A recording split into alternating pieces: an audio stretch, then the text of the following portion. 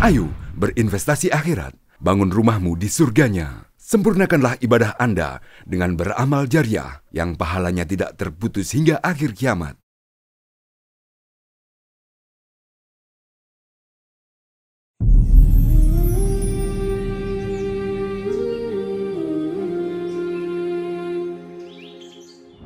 Assalamualaikum warahmatullahi wabarakatuh. Waalaikumsalam warahmatullahi wabarakatuh. Pak Haji sehat-sehat ya? Alhamdulillah sehat. Masya Allah. Semoga terus sehat ini istiqamah. Insya Allah. Pak Haji, alhamdulillah terima kasih banyak berkenan hadir di studio podcast Masjid Raya untuk sambung fikir kita bersama-sama, kita sharing, Siap. kita bincang-bincang santai lah. Jadi Boleh. kita nama Bismillah, bincang santai nikmat Allah. Siap. Ya. Saya juga terima kasih bahwa saya diundang di sini, sungguh luar biasa. Baik Pak Haji, sebelum kita lanjut saya salju permisa kaum muslimin di mana saja berada, sempat mengikuti podcast kita ini. Jangan lupa Anda punya kelapangan rezeki, sisihkan untuk kelanjutan pembangunan Masjid Raya Al-Akbar, dan jangan lupa like, share, and subscribe channel YouTube kita untuk kelanjutannya insya Allah. Pak Haji Said ini sekarang posisi Ketua DPW KKSS. BPW. BPW badan sekarang ya? Memang badan Pak, dari dulu badan. Kalau yang kota kabupaten? BPD. Oh BPD badan, dia jadi badan ya? Kalau di pusat BPW. Oh, BPW gitu. Artinya ini ketua DPW KKSS yang pertama Provinsi Papua Barat Daya. Betul. Yang pertama Provinsi Papua Barat Daya, dan ini akan menjadi sejarah. Catatan sejarah. Nah, kalau Pak Haji boleh cerita perjalanan masuk di Sorong ini startnya dari kapan itu Pak Haji? Mungkin gini Mas, saya mungkin bisa cerita dari awal saya keluar ya. Iya, dari keluar dari. Saya pertama itu setelah tamat SMA saya mendaftar di Akabri waktu itu. Tahun 87. Sempat ini. Sempat. Tahun 87 karena sempat sih dipanggil masuk, saat saya terakhir di situ tinggal 6 orang terakhir. Tapi itu sudah sebetulnya sudah ring satu itu kan? Siap. Iya. Terus kemudian lanjut setelah saya gagal di situ, saya langsung masuk di Bumi Karsa. PT Bumi Karsa. Bumi Karsa. Itu di mana Bumi Karsa? Kontraktor nasional. Saya langsung masuk di lapangan Pak. Saya mulai dari di Poso. Awalnya Poso langsung Poso. Dari itu pertama keluar dari kampung, dari Makassar? Iya. Langsung Makassar. Ke Poso itu tahun 87 sampai 92. Itu sudah berjibaku di lapangan ini? Sudah. Itu kami ini di lapangan itu sudah. Nah, terus kemudian dari 92 itu saya masuk ke Ambon. Oh, dari Poso ke Ambon. Dengan perusahaan yang sama? Beda lagi. Oh, beda lagi. Jangan terlalu sama-sama terus harus beda-beda supaya kepala ngomong itu ada suasana yang beda kan. Jadi tahun 92 sampai 98 di Poso. Ya. Itu waktu Trans Sulawesi. Jadi 98 akhir saya ke Ambon. 92 ke Ambon. 92 ke Ambon sampai 98. Oh, pas mau kerusuhan itu? Sebelum kerusuhan 3 bulan saya keluar dari sana. Alhamdulillah. Saya sudah di Kaimana. Langsung tembak Papua? Masuk pertama Papua di Kaimana? Fak-Fak. Oh, Fak dulu? Fak antara Fak-Fak Kaimana lah. Oh begitu. Itu 98 itu sampai 2002. Oh, jadi moving Kaimana Fak-Fak. Iya, moving Kaimana Fak-Fak. Dari 87 berapa? 98 itu sampai 2002. 2002 saya masuk Sorong. Oh. Begitu. Saya masuk Sorong, masih tetap dengan kegiatan yang sama. Dari 87. Begitu. Itu di konstruksi jalan. Oh, di jalan. Banyak di jalan. Terus kemudian di Sorong masuk di Indo Timur. Oh, rubah suasana lagi, bukan kontraktor lagi, konsultan. Dulu Pak Wahidin. Ya. Jadi waktu itu saya sampai di Sorong itu 2002 itu saya langsung dikirim ke Ayamaru. Begitu. Ayamaru itu, Pak. Di tahun itu. Jadi kalau tentang Ayamaru saya tahu lah. Sudah banyak tahu jalan-jalan banyak tahu. Bukan banyak tahu jalan, memang banyak yang saya bikin. Oh begitu. Bukan cuma tahu jalannya, tapi banyak yang saya dibuat bikin. Di sana. Oh, iya. Sempat berapa lama di Ayamaru? Operasi di Ayamaru. Itu 2002 sampai 2004. 2004. Itu waktu pembangunan jalan Kelamono Ayamaru. Kalau mau Mayuro. Terus bukan hanya itu, ada bikin jembatan di Teminabuan. Ada banyak yang kita bikin di sana. Nah, ini kan sempat dengar Pak Haji ini sempat DPR di Raja Ampat. Bagaimana sih sampai Raja Ampat? Kalau itu ceritanya gini. Iya. Waktu kenapa saya sampai di Raja Ampat? Kebetulan ada pengawasan saya di sana dulu. Terus kemudian saya lihat kayaknya bisa. Oh, iya. Ini bisa hidup di sini. Bisa, iya. Bisa menyelesaikan. Artinya bahwa kalau kita masuk di satu daerah itu kita harus lihat. Iya dulu ya. Tapi itu tetap masih dengan Sorong. Iya. Sampai hari ini juga tetap seperti begitu. Oh iya artinya. Akhirnya dia punya model seperti Kaimana Fak-Fak gitu. Sama dengan sama dengan Sorong Raja Ampat yang sampai hari ini. Jadi waktu itu saya masuk kontraktor ulang. Begitu. Akhirnya saya berdirikan juga perusahaan di tahun 2010.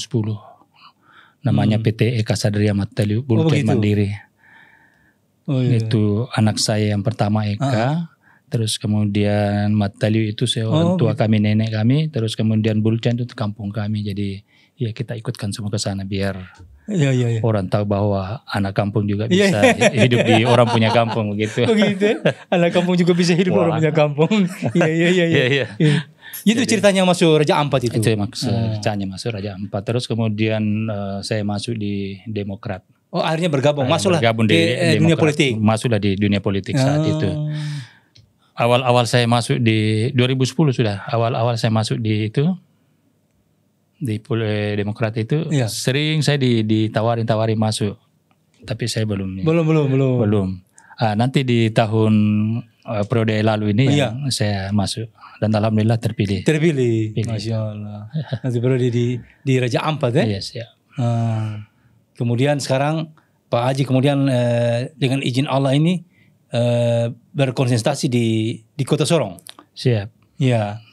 Tapi kalau dalam pengalaman, tunggu kita sebelum masuk lanjut, Pak Haji kalau pengalaman perjalanan, kira-kira antara Fak-Fak Kaimana dan Sorong itu bagaimana perkembangan suasananya?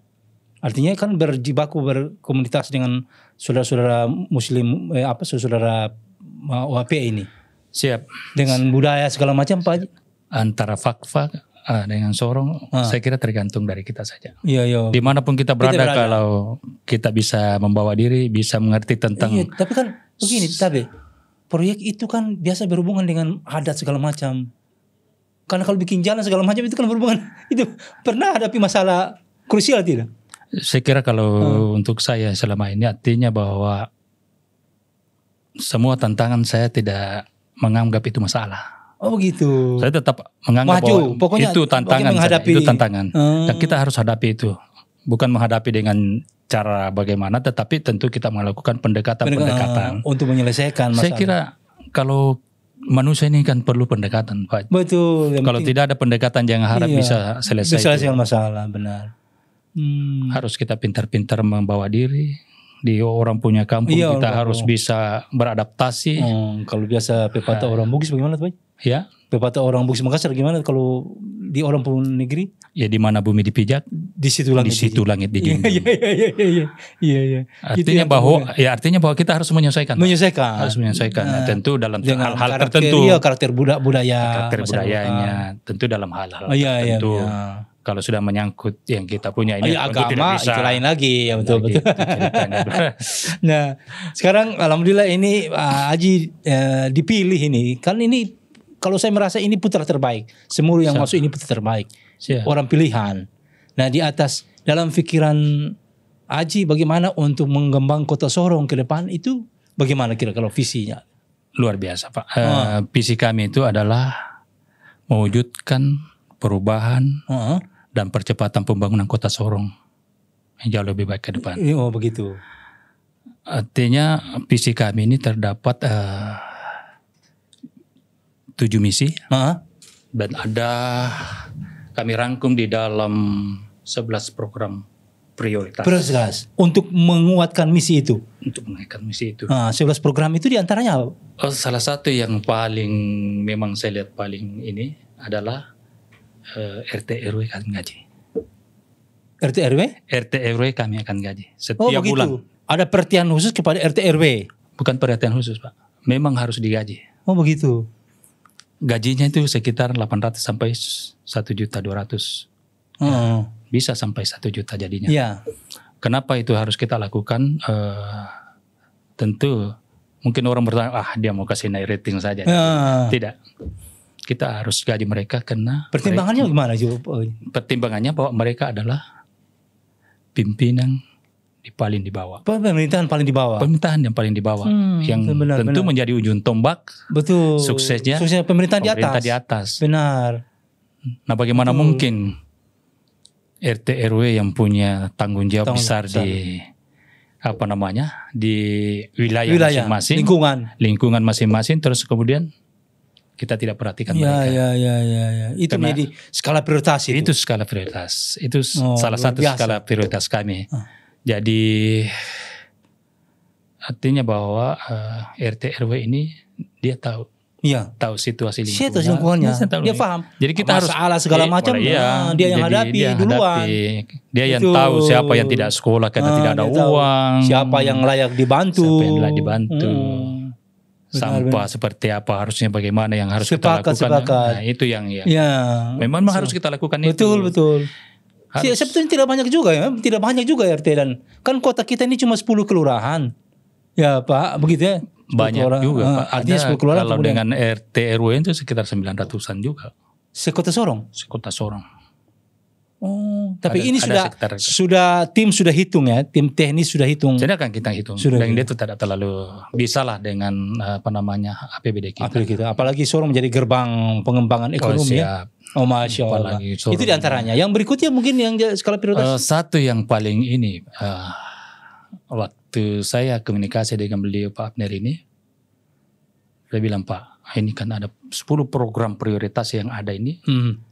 Satu yang saya minta. Dan silakan Pak Ji, ini memang kita harus sama-sama ini diskusi. Diskusi.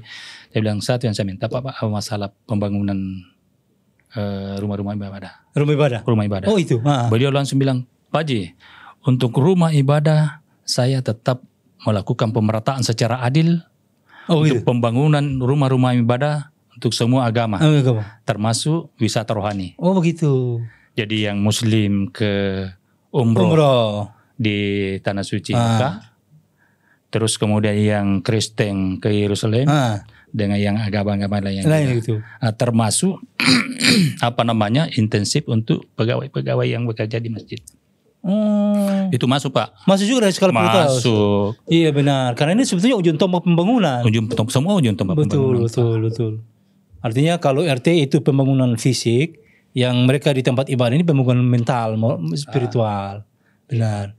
Jadi memperhatikan pemerintah yang paling terkecil RT, lalu kemudian tempat-tempat ibadah dengan perangkat pendukungnya itu yang diperhatikan luar biasa. Nah, kalau harapan bagi kelanjutan pembangunan dengan visi dan misi itu, ini punya target berapa tahun? Saya kira kalau untuk menargetkan sesuatu, ya kita tidak perlu terlalu jauh-jauh ke sana lah. Artinya bahwa apa yang kita susun ini kita maksimalkan kemampuan yang ada. Ya. Kalkulasi dengan berbagai pertimbangan, termasuk keuangan daerah. Ya. Tapi apapun yang karena dia sudah menjadi prioritas dan itu kita sudah masukkan di silon KPU dan pasti sudah sampai di Kementerian Dalam Negeri. Oh begitu. Jadi apapun yang sudah masuk di visi misi kita itu tanggung jawab untuk menyelesaikan. Moral, ya, karena pegangan, kita jadi pegangan, itulah yang jadi pegangan nanti ketika kita menyusun RPJMD 5 tahun ke depan. Kalau tidak ada itu bagaimana kita bisa menyusun itu? Harus ada dasar. Itu yang kemudian jadi penjabaran. Nah, kita lihat prioritas mana yang paling itu. Tapi kita harap semoga di 5 tahun ke depan ini sudah betul-betul sudah bisa terpenuhi lah. Bisa terpenuhi semua. Dari 10 dasar 11 itu ya. Prioritas itu. Bahkan kalau bisa karena masih ada prioritas lain yang tidak bisa kita belum bisa cover di situ. bisa saja lebih dari itu. Oh, artinya Di visi di program kami itu banyak. Tetapi yang masuk di dalam 11 prioritas itu yang tadi harus kita bisa selesaikan. Itu artinya ini kan juga amanah ini ya, amanat masyarakat. Rakyat dalam bagaimana membangun kota Sorong. Kalau kehidupan spiritual, artinya harmonisasi masyarakat kota, bagaimana menurut Pak Haji? Saya kira kalau masalah itu Pak Tenggara kembali ke ketegasan pemerintah. Iya. Tegaskan pemerintah, terus kemudian bagaimana kita bisa menghimpun masyarakat yang plural ini. Iya, betul. Ya tentu ada ada kebijakan pemerintah yang harus dilakukan ke bawah. Termasuk yang tadi salah satunya itu membangun rumah ibadah. Memperhatikan itu artinya. Itu. Ya untuk bisa paling tidak jadi solusi ya. Solusi. Masih ada kejenuhan. Untuk menghimpun kita. Terus kemudian masalah-masalah masyarakat Nusantara ini kan akan kita himpun nanti dalam sebuah wadah. Nanti kita buat sebuah wadah yang bisa menghimpun semua itu. Jadi ketika ada hal-hal terkait dengan warga masyarakat Nusantara, itu gampang kita selesaikan. Karena kalau kami sendiri, saya dengan partner saja, itu tidak bisa. Tidak mungkin Pak. Ini makanya. Tapi saya percaya dengan track record latar belakang perjalanan panjang Pak Haji dan Pak Abner yang luar biasa. Bagaimana Pak Haji dari Palu sampai Papua, hampir gitu. Tapi Papua yang paling terjauh pernah sampai kemana Pak? Kalau Papua paling terjauh hanya saya sampai di Merauke saja. Pernah sih Merauke juga? Merauke dalam rangka tugas ini saja. Tugas saja. Ada kegiatan yang tidak berbulan-bulan. Bukan mukimin. Banyak orang tua bilang banyak melangkah, banyak yang kita lihat ya. Betul sekali. Banyak pengalaman tentunya. Pastinya luar biasa juga. Iya. Mungkin ini kan kita berharap masyarakat juga harus memahami bagaimana melihat calon pemimpinnya, membaca. Nah mungkin dengan perbedaan-perbedaan yang ada kan banyak pilihan ini. Supaya jangan terjadi gesekan di antara masyarakat, di antara kita. Mungkin pandangan Pak Haji seperti apa? Kalau pandangan saya sih tentang itu tentu tergantung kita masing-masing paslon ini. Iya. Saya ingin bercerita sedikit tentang partner karena ini kan banyak cerita di bawah bahwa partner itu orangnya kasar. Iya. Saya bilang begini. Banyak cerita ini. Saya bilang begini. Tentang Pak Abner, Pak, waktu beliau datang ke saya pertama kalinya, saya tidak bilang iya. Karena memang saya waktu itu tidak ada niat saya untuk maju. Tapi ketika saya perhatikan, saya pelajari dulu. 2 bulan, hampir 3 bulan saya pelajari. Saya tanya ke teman-temannya, saya tanya ke lawan-lawan politik, ada. Pokoknya berbagai sumber yang harus diambil dulu, betul. Itu langkah bijak, betul. Akhirnya saya menemukan bahwa beliau ini baik dan punya keberanian untuk merubah kota Sorong ke depan jauh lebih baik. Karena beliau orang bilang kasar, tapi saya bilang tidak. Itu bukan kasar, itu tegas.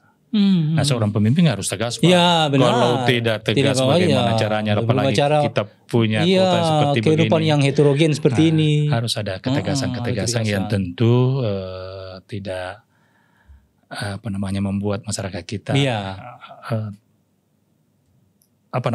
tidak membuat masyarakat kita juga terganggu dengan itu. Tetapi karena ketegasan itu justru bisa membuat masyarakat kita lebih justru menjadi nyaman. Ya, betul.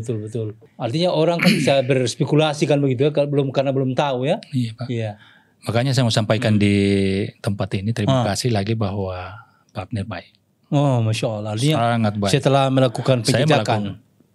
Iya, penjajakan. 2 bulan lebih Pak, hampir 3 bulan. Saya tidak. Baru kemudian ambil keputusan. Saya ambil keputusan. Mendampingi. Nah, setelah saya lihat itu, saya lapor ke ketua DPD saya, Partai Demokrat, dan beliau sepakat mendukung. Nah, tentu dengan apa yang saya ceritakan tentang beliau, langsung beliau bilang sudah jalan. Nah, Bismillah. Iya. Begitu Pak Ustadz makanya. Nah ini artinya visi perubahan kan, berarti Pak Haji mengusung visi perubahan. Artinya memang kita punya niat Kalau ketika diberi amanah mesti lebih baik. Karena konsep Islam itu orang yang beruntung adalah orang yang hari ini harus lebih baik dari hari kemarin. Okay. Nah, kalau dari segudang pengalaman Pak Haji, bagaimana dalam membangun? Nah, kalau soal pembangunan, menata pembangunan bagaimana Pak? Kota Sorong yang kita lihat, artinya bukan rahasia lagi nih. Ya, Kota Sorong yang kelihatan lalu-lalu itu sekarang yang fenomena ya masyarakat masih keluh banjir segala macam, itu bagaimana Pak? Saya kira kalau tentang hal itu Pak, iya, pembangunan ini kan bicara tentang pembangunan ya, ada dua sisi yang kita hadapi. Pertama teknis, yang kedua non teknis. Ya. Kita bicara tentang banjir. Kalau kita bicara teknis, saya kira 1 bulan barang ini sudah selesai. Banjir itu selesai. Non teknis? Non teknisnya ini yang harus kita komunikasi. Karena sebagus apapun perencanaan yang kita buat, terus kemudian sebesar berapapun dana yang kita siapkan, tapi komunikasi putus ke bawah, sia-sia anggaran yang tidak nyambung. Jadi semua harus memang komunikasi Pak. Jadi pemerintah harus mampu membaca masyarakat yang dibawa seperti apa keinginan mereka. Benar. Kalau kita tidak melakukan itu tentu sia-sia. Tadi yang penting Pak awalnya pendekatan. Bisa memahami bahasa. Ya. Benar. Kalau tidak pasti di mana saja akan bermasalah. Makanya komunikasi. Komunikasi penting. Jangan nanti setelah jadi terus kemudian duduk di ini saja, perintah ke sana kemari. Nah, itu tidak boleh. Kita harus turun melihat keadaan di bawah. Begitu. Apa yang dimaui masyarakat, ya itu yang non teknis ya. Iya, tentu apa yang dimaui juga kita pemerintah juga tidak bisa juga serta merta. Tapi perlu juga harus pengkajian melihat kondisi seperti apa mereka alami, apakah memang betul seperti itu atau hanya karena ada modus saja ya. Kadang-kadang kan banyak modus itu. Aduh. Iya. Ini yang kita hindari. Banyak yang modus ini persoalan banyak. Jadi kalau bicara tentang pemerintah ke depan ini ya memang kita harus komunikasi Pak. Dan insya Allah saya dengan Pak Abner selalu bicara itu bahwa kita harus tetap sama-sama, karena seperti yang kita lihat selama ini pemerintahan itu ketika dilantik belum sampai setahun. Nah itu persoalan. Ini persoalan. Kenapa persoalan? Kan komunikasi tidak nyambung. Semua kembali ke situ. Jadi segala sesuatu yang kita komunikasikan dengan baik, saya kira Insya Allah akan berjalan baik juga. Benar. Nah, itu Pak. Komunikasi 2 arah itu. 2 arah. Apalagi ini mengelola pemerintahan yang masyarakat betul-betul heterogen ya Pak. Sangat. Betul. Nah dalam perjalanan ini kalau Allah takdirkan ditakdirkan Allah memimpin menjadi penggawa di Kota Sorong ini. Siap. Ada mungkin pesan-pesan untuk masyarakat kita bagaimana? Pesan-pesan saya atau kami ya, karena bicara tentang pemerintahan. Iya, bukan satu orang. Tidak boleh bilang saya. Harus kami karena bahkan kita. Iya. Artinya kalau kita semua. Itu betul. Kalau kami 2, kalau kita semua. Jadi masalah-masalah yang pesan saya kepada kita semua, mari kita bersatu, membangun sebuah kekuatan untuk bersama-sama membangun kota Sorong. Membangun kota ini yang jauh lebih baik ke depan. Benar. Karena tidak mungkin kalau kemudian diamanahkan baru berdua saja. Tidak bisa. Masyarakat tidak mendukung, harus bahu-membahu ya Pak ya. Satu hal mungkin yang saya sampaikan Muhammad bahwa yang paling besar atau masalah kebocoran anggaran. Itu yang dinilai fatal. Itu yang paling besar yang membuat pemerintahan tidak jalan. Tidak jalan itu. Oleh karena itu kami berdua sudah sepakat bahwa di dalam menyusun anggaran itu transparansi. Harus Pak. Transparansi kita kedepankan. Iya. Jadi semua orang bisa memantau. Iya. Jadi masyarakat bisa juga turut memantau. Bisa memantau. Bagaimana pos-pos anggaran daerah? Pos anggaran daerah. Tentu tidak masyarakat secara langsung, secara keseluruhan datang begitu. Tapi kan ada keterwakilan mereka. Teman-teman ini DPR kalau di DPR dipantau. Dan memang itu tugas utama mereka juga. Makanya harus dikasih akses. Jadi karena selama ini Pak Ustadz yang apa namanya? Yang terjadi bahwa kadang-kadang kita melakukan sesuatu tapi tidak memberikan akses kepada orang lain untuk bisa mengawasi. Betul, bisa melihat itu. Melihat. Jadinya cuma cerita-cerita saya kalau begitu saja. Jadi kalau itu yang terjadi tentu ada hal-hal di belakang itu yang Toro tahu dong bikin apa kita tidak tahu. Tapi kalau dilakukan secara transparansi, penyusunannya transparan, terus kemudian pelaksanaannya juga orang bisa masuk mengawasi itu. Masya Allah. Apalagi kalau dikawinkan dengan sistem IT sekarang ya. Iya. Jadi artinya sudah karena modern. Itu nanti juga juga kita masuk dalam program kami itu Smart City. Oh begitu. Smart City. Masya Jadi Allah. ada nanti kita pasang yang bisa pantau-pantau keadaan di lingkungan. Itu seperti apa. Iya. Nah, ini kan tadi kita sudah kasih gaji ke RT RW. Iya. Iya tentu punya tugas juga bagaimana mengawasi lingkungan masing-masing. Benar, itu bagian dari penguatan jaringan tuh ya, kerjasama. Kerjasama Pak. Iya. Kerjasama itu mulai dari bawah. Dari bawah. Nah kalau di persoalan anggaran tadi, itu faktor-faktor kebocoran kalau Pak Haji melihat sisi apa saja? Banyak karena tidak transparansi itu saja. Yang paling itu karena tidak transparan. Atau kurang pengawasan. Termasuk itu. Karena tidak dikasih akses orang untuk bisa mengawasi itu. Mengawasi itu. Itu yang akhirnya mudah bocor ya. Mudah bocor. Ya kalau sudah bocor ya susah pembangunan bisa diharapkan bisa berkembang. Makanya tadi yang kembali tadi yang kita ini Smart City tadi itu termasuk yang di masanya mall-mall apa untuk pajak retribusi ini harus secara digital. Betul. Karena kalau tidak secara digital, bocor. Nanti datang siapa keluarga datang ke pasar ambil. Terus kemudian dia antar ke bank misalnya. Benar. Misalnya 100 juta. Dia bisa potong. Mungkin bisa sampai di bank mungkin hanya 30 juta saja. Bisa terjadi. 70 juta. Kita tidak tahu dia akan di mana itu. Nah inilah makanya Smart City sangat kita perlukan ke depan. Benar, harus memang menyesuaikan dengan pengembangan teknologi. Pak. Ya, kita sudah memutus beberapa rentang kendali yang persoalan kan. Termasuk tadi yang Pak Ustadz sampaikan bahwa kira-kira bagaimana pemerintah melakukan penguatan. Ya, tentu penguatan yang kita lakukan itu termasuk tadi RT RW sudah digaji. Terus kemudian kepala dinas yang akan kita OPD pasang OPD yang ada itu harus sesuai dengan kemampuannya, kapasitas dan kemampuannya di bidang itu.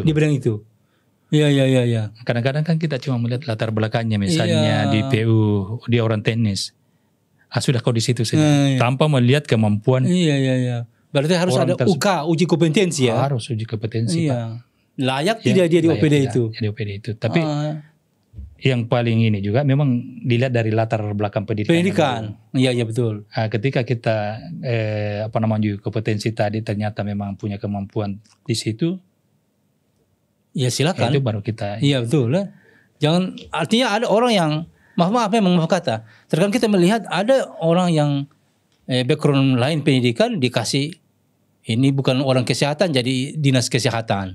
Itu kan jauh ini bukan. Nah itu persoalan ya Pak Haji. Tapi saya kira begini, kalau misalnya, tapi dia punya kemampuan tentang kesehatan. Artinya paling tidak jejak digitalnya jelas ya. Jelas. Jangan tiba-tiba juga. Di samping tetap dengan latar belakang pendidikannya tadi. Iya. Juga harus pengalamannya. Jangan tiba-tiba karena kedekatan politik sudah. Kau saya di sana. Akhirnya kan amburadul tadi Pak ya, tidak masalah. Luar biasa ini bagaimana gambaran visi dan misi Pak Haji dan Pak Abner tentunya. Kita berharap memang bahwa kota ini yang pasti kita sepakat ingin agar ke depan jauh lebih baik karena dia menjadi sentral ibu kota provinsi Papua Barat Daya. Dia harus jauh lebih modern dari kota-kota yang lain. Nah kalau Pak Haji lihat perkembangan dengan ini kan ada pemekaran provinsi-provinsi baru di Papua ini. Nah, kalau dengan Sorong dengan kota-kota yang lain bagaimana? Saya kira kota Sorong ini Pak potensi jauh lebih potensi daripada yang lain. Karena kita kota Sorong ini adalah pintu masuk kota jasa. banyak hal Potensinya besar, potensi besar Pak. Bahwa ini perikanan Sekarang kita tergantung pemerintahnya saja. tergantung kemampuan pemerintah mengelola itu, betul. Ikan kita melimpah Pak. Nah kalau pemerintah melakukan hal-hal yang bisa menghidupkan nelayan-nelayan kita ini luar biasa Pak. Iya, benar. Banyak hal Pak di Kota Sorong. Betul, maksudnya sekarang tinggal semangat ya, tinggal semangat dan dukungan masyarakat. Tentu dukungan masyarakat harus perlu. Masya Allah. Terutama di tanggal 27 November nanti itu ya. Kalau mau hal-hal seperti yang Pak Jeka tadi ya. Harus. Iya. Baik Pak Haji. Ini kita punya waktu. Kira-kira pernyataan terakhir. Closing statement bagaimana Pak Haji? Tidak apa-apa saya masuk sedikit sana. Iya. Saya kira statement terakhir saya untuk masyarakat bagaimana tanggal 27 November nanti kami harap pilih asmara. Oh begitu. Asmara itu Pak banyak ini. Asmara itu Abner Said bersama rakyat. Asmara itu adalah aspirasi masyarakat. Karena jadi banyak pengertian. Banyak aspirasi masyarakat ya. Iya. Terus kemudian Pak Ustadz, saya, adik sana, itu adalah produk asmara Pak. Hasil dari produk asmara. Produk asmara. Jadi kalau ada yang menyangkal tentang asmara, dia menolak hidupnya. Dia menolak hidupnya. Karena semua kita adalah perempuan, laki-laki, semua adalah produk asmara. Betul. Jadi jangan menolak kenyataan. Itu adalah siap. Kenyataan bahwa kita adalah produk kita asmara. karena dari produk asmara itu. Kita ada ini karena produk asmara. Jadi saya berharap tanggal 27 nanti asmara itu nomor 3. Nomor 3. Untuk Kota Sorong. Siap. Baik, Pak Haji, Masya Allah. Kita cerita enak ini, semoga kita dibatasi oleh waktu. Semoga jaga kita bersama, diberikan kekuatan dan kesehatan, sampai bisa menyelesaikan tugas dan amanah yang besar ini, insya Allah. Terima kasih. Baik, terima kasih banyak, Pak Haji, bersama dengan kita. Baik, Assalamualaikum warahmatullahi wabarakatuh. Waalaikumsalam warahmatullahi wabarakatuh. Tidak terasa. Ayo, dukung media dakwah Masjid Agung Al-Akbar dengan ikut berdonasi pengadaan alat multimedia dan operasional dakwah. Usia boleh terputus, pahala jariah mengalir terus.